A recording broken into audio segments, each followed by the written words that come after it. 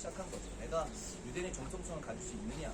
그러고 보니까 이제 유대인들이 헤롯을 별로 안 좋아했던 거죠. 그 당시에 수도 역할했던 곳이 어디냐면 예루살렘이었는데 예루살렘에는 사무실이 있었어요. 그러나 살기에는 좀 불편했던 거죠. 그래서 이제 헤롯은 좋아. 그러면 차라리 내가 좀 편한데 사람들이 살기에는 좋은 곳은 아니지만 내가 전략적으로 도시를 세워서 그곳에다가 나의 가족들과 내가 살아야겠다라고 생각을 하게 되는 거예요. 그래서 성경에 바로 지금 이곳에 아까 말씀드린 것처럼 모래 언덕이었던 이 지역에 전략적으로 항구 도시를 만들게 됩니다. 근데 그러다 보니까 모래도 있고 주변에 암초들이 많다 보니 큰 배들이 들어오기에는 전략적으로 좋지는 않았어요.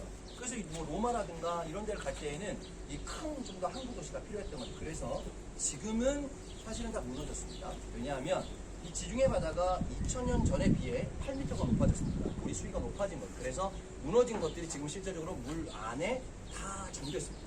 앞에 보시면 이렇게 형태들이 남아있죠. 이 형태는 뭐냐면 다 지금 방파제가 있었던 곳이에요.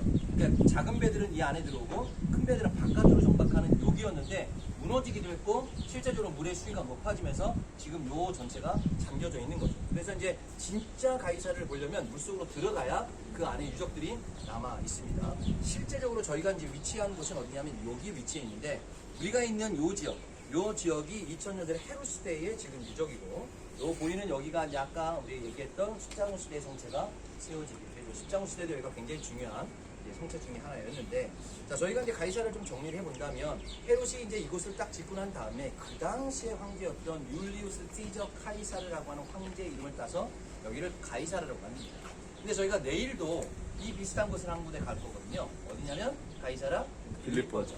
가이사라 빌립보도 똑같은 헤롯에 의해서 거기도 가이사라, 여기도 가이사라를 만드는 거예요. 그런데 거기는 왜 가이사라 빌립보가 됐느냐? 그 아들이었던 헤롯 빌립이 그 분봉학으로 다스리면서 이름이 똑같으니까 헷갈리는 거죠. 그래서 자신의 이름을 붙여서 거기는 가이사라 빌립보가 된 거고 여기는 이제 가이사라가 되는 겁니다. 이유는 어쨌든 그 당시에 황제의 이름을 따라 황제에게 바치는 것이다라고 하는 의미가 성경에 나오게 되는 거죠. 그러다 보니까 대부분의 황제들은 다 어디 있었냐면 여기에서 살았습니다. 대표적으로 사도행전 11장 이후로 누가 나오냐? 헤롯 아그리파 왕이 나오죠. 헤롯 아그리파가 여기에서 그 살면서 역사의 유세푸세 기록에 보면 이렇게 표현해. 옷을 거울을 붙이고 다녔대요. 거울을 왜 붙이고 다니냐면 바깥에 햇볕에 쓰니까 광채가 나는 거죠.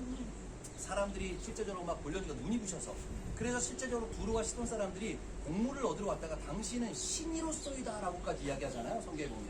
그러니까 그게 뭐냐면 막 쳐다볼 수 없는 만큼 광채가 빛났던 거죠. 아부하기 위해서 그랬는데 결국은 하나님께서 이걸 원치 않으셨습니다. 그래서 해충과 독중으로 그 자리에서 즉사를 시켰던 장소가 어디였냐면 가이사랴가 되는 거죠.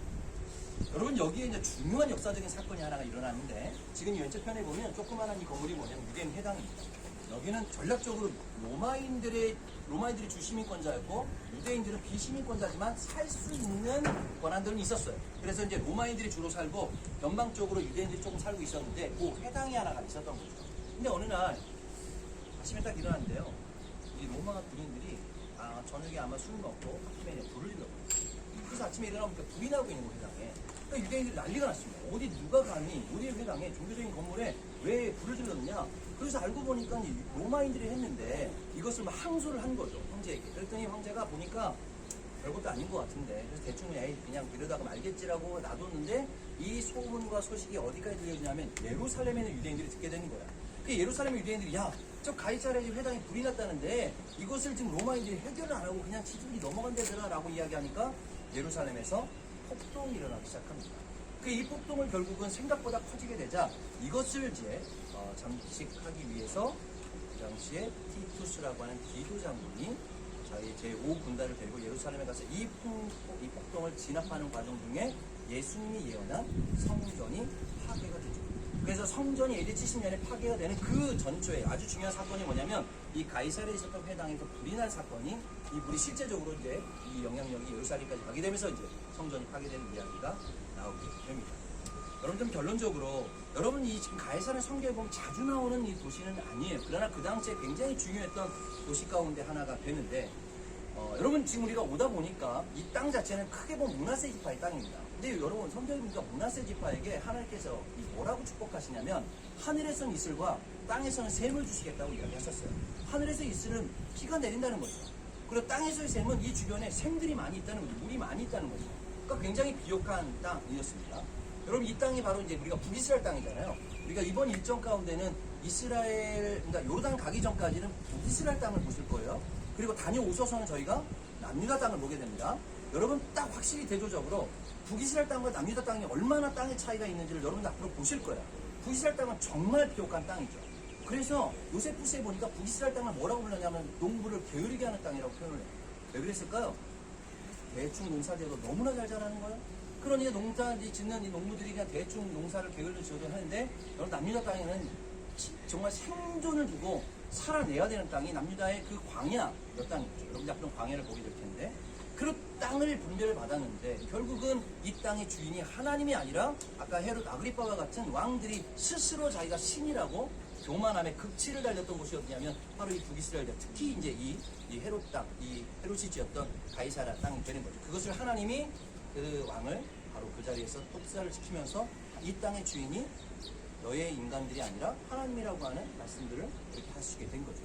그리고 난 다음에 그 당시에는 복음 자체가 유대인에게 한정적이었어요. 예수님도 유대인이었고 제자들도 다 유대인이었기 때문에, 그래서 바울도 사실은 먼저의 복음은 회당에들을 가르쳤죠. 그리고 난 다음에 그 다음에 이방인을 이야기한 건데, 먼저는 유대인에게요, 그 다음에 이제 이방인이라고 하는 이 표현들이 그 당시에 이 예수님의 제자 가운데는 만연했어요. 근데 그 당시에 이 이제 유대인뿐만 아니라 이방인으로 복음을 들어가야 되는 중요한 사건이 바로 오늘 우리가 두 장소에서 보셨던 것처럼 베드로와 이 고넬료 사건을 통해서 고넬료의 집에 지금 베드로가 오게 되고 세례를 베풀고 이 복음이 이제 이방에 선교한 중요한 이 바로 시작 지점이 여기에서 있게 된 거죠. 자, 그런데 이 복음이 이제 흘러 들어가서 이방으로 퍼지게 됐는데, 우리가 이제 나중에 성경의 역사 이후로 초대 교회사에 보면 중요한 한 사람이 등장합니다. 오리겐이라는 사람이 등장을 해요. 여러분, 오리겐은 지금의 이집트의 알렉산드리아에 있었던 초대 교부였습니다.